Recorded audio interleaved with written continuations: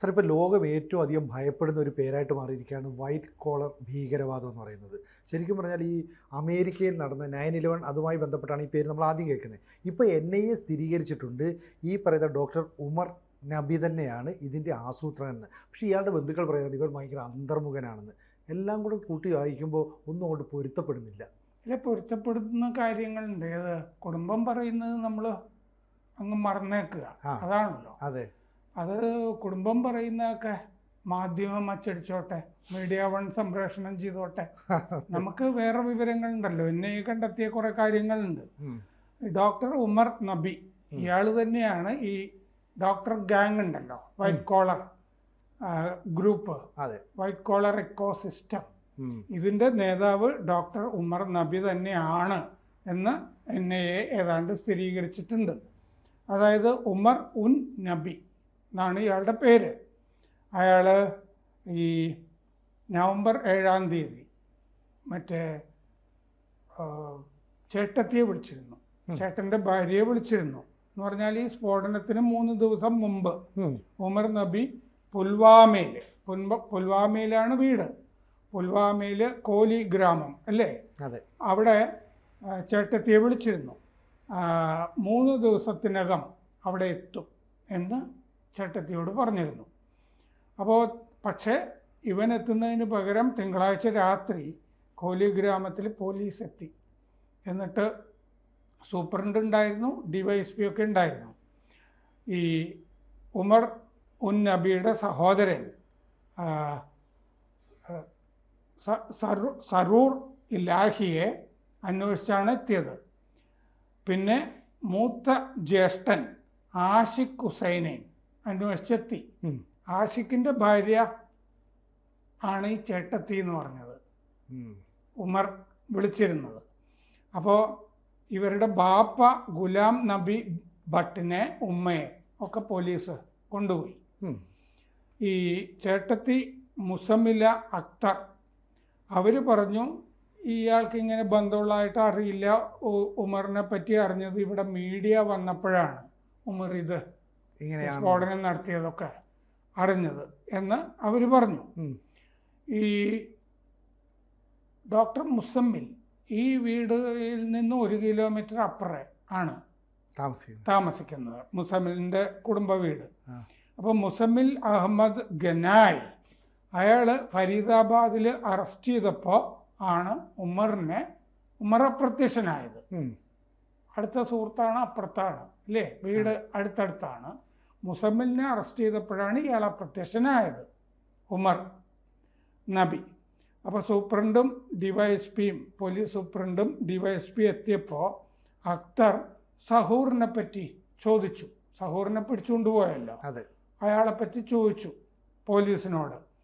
ഉമർ ഈ പറഞ്ഞ പോലെ പുൽവാമ കോലി ഗ്രാമത്തിലുള്ള ആള്, ഫരീദയിലെ അൽഫല യൂണിവേഴ്സിറ്റിയിൽ അല്ലേ, മെഡിക്കൽ കോളേജൊക്കെ ഉണ്ട്, എഞ്ചിനീയറിംഗ് കോളേജും ഒക്കെ ഉണ്ട്. അവിടെ പഠിപ്പിക്കുന്ന ആൾ, അസിസ്റ്റൻറ്റ് പ്രൊഫസർ. അപ്പോൾ പിന്നെ അവിടെ അജിൽ മജീദ് റാത്തർ എന്ന് പറഞ്ഞ ഡോക്ടർ ഗാങ്ങിലുള്ള ആള് ഉത്തർപ്രദേശിൽ സഹറാൻപൂരിൽ ഫേമസ് ഹോസ്പിറ്റലിൽ ജോലി ചെയ്യുന്ന ആളാണ്. അപ്പോൾ വേറെ ആശുപത്രിയുടെ പേരായില്ലേ, അൽഫല അല്ലാതെ ഫേമസ് ഹോസ്പിറ്റൽ. അയാൾ ജമ്മു കാശ്മീരിലെ ഖാസി ഖണ്ഡ് എന്ന് പറഞ്ഞ സ്ഥലത്ത് നിന്നുള്ള ആളാണ്.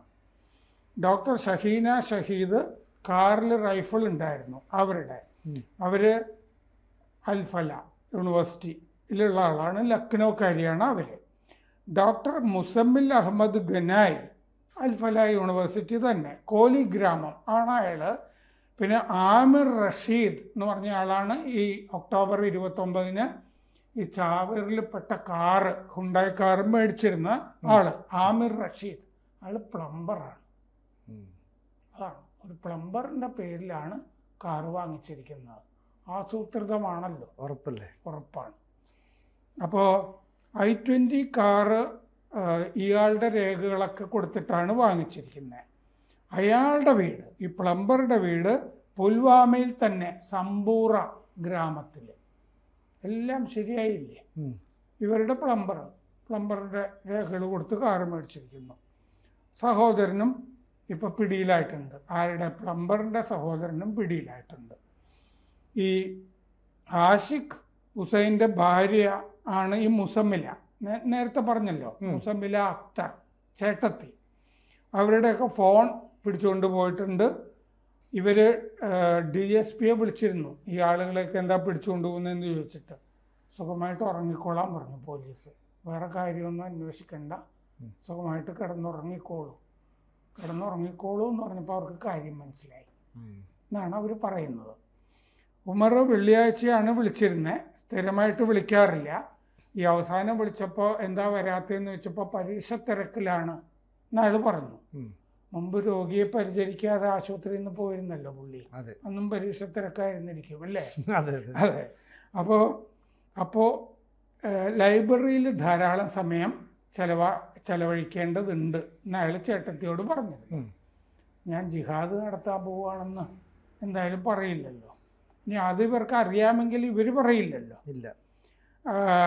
ഗവൺമെൻറ് മെഡിക്കൽ കോളേജിലാണ് പഠിച്ചത്, ശ്രീനഗറിൽ. NEET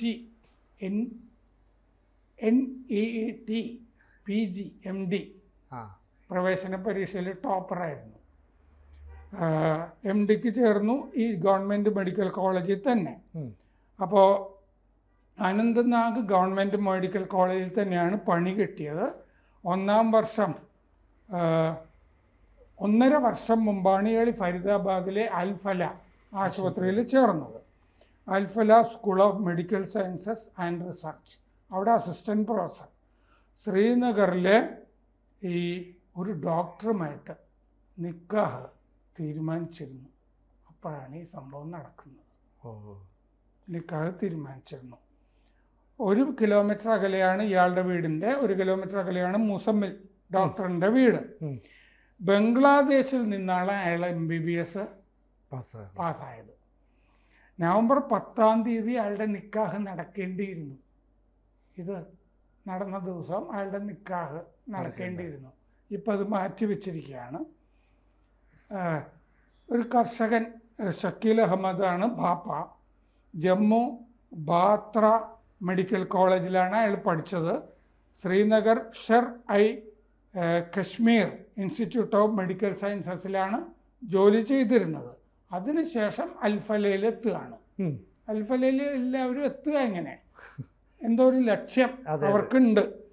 അവിടെ DNB പഠിക്കുന്നുണ്ടായിരുന്നു. ഇപ്പോൾ മുസമ്മലിനെ പറ്റി വിവരം കിട്ടി പോലീസിന്. അങ്ങനെയാണ് സ്ഫോടകങ്ങളൊക്കെ കണ്ടെടുക്കുന്നത്. അയാളുടെ മൊഴിയാണ് ഡോക്ടർ റാത്തറിലേക്ക് നയിക്കുന്നത്. അയാൾ സഹറാൻപൂരിലെ ഈ പറഞ്ഞ ഫേമസ് ഹോസ്പിറ്റലിലാണ് ജോലി ചെയ്യുന്നത്. ഇത് ഇനി ഡോക്ടർ ഗാങ് ആണല്ലോ. പക്ഷേ ആദ്യമായിട്ടല്ല ഡോക്ടർമാർക്കെതിരെ നടപടി വരുന്നത്. 2023 കശ്മീർ ഗവർണർ മനോജ് സിൻഹ ഒരു ഡോക്ടറെ പുറത്താക്കിയിരുന്നു ഭീകരപ്രവർത്തനത്തിൻ്റെ പേരിൽ. ഡോക്ടർ നിസാർ ഉൽ ഹസൻ ആണ് പുറത്താക്കപ്പെട്ട ആൾ.